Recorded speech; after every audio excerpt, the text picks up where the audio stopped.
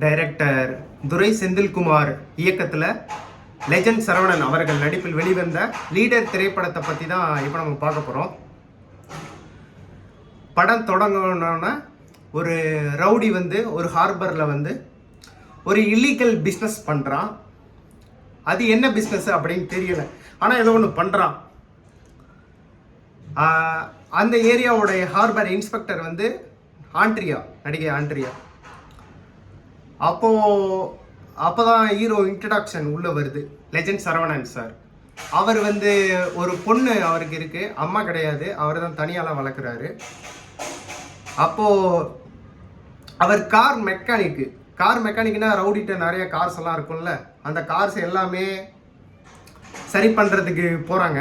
அப்போ ஆண்ட்ரியாவுக்கும் இவருக்கும் ஒரு சின்ன லிங்க் ஆகி, எனக்கு நீ அந்த ரவுடி கிட்ட உள்ள காரில் ஃபுல்லாக சின்ன ஒரு பக்குனா மைக்கு வச்சு கொடு, என்ன பண்ணுறாங்க அப்படின்னு நான் பார்க்கணும் அப்படின்னு சொல்கிறாங்க.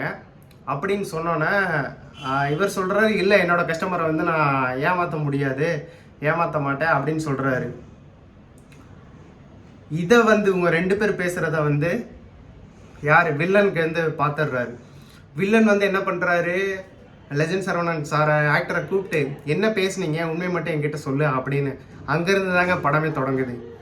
அதுக்கப்புறம் என்ன ஆச்சு அப்படின்றது தான் படத்தோட கதையே. ஆனால் படம் ஃபில்மு ஜேடி ஜெர்ரி இயக்கத்தில் படம் லெஜண்ட் சரவணன் சார் நடித்தார்ல, அந்த படத்தை விட அப்படியே டோட்டல் சேஞ்சிங்க. பழைய கதை தாங்க, இல்லைன்னு சொல்லலை. அந்த பழைய கதையில் இவரோட நடிப்பு நம்ம பாராட்டி ஆகணுங்க.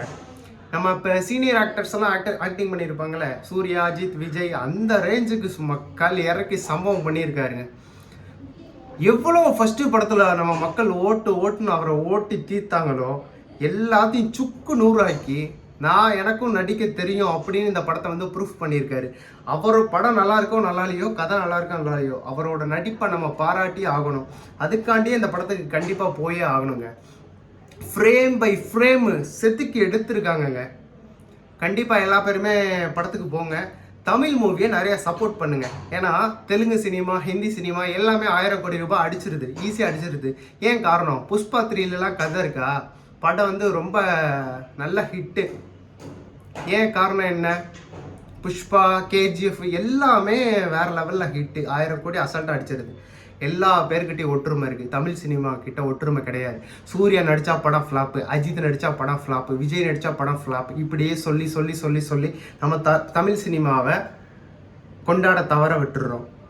இந்த படம் பாருங்கள், கண்டிப்பாக அவங்களுக்கு பிடிக்கும். தமிழ் சினிமா மேலே சப்போர்ட் பண்ணுங்கள். சினிமா துறையும் வளரட்டும்.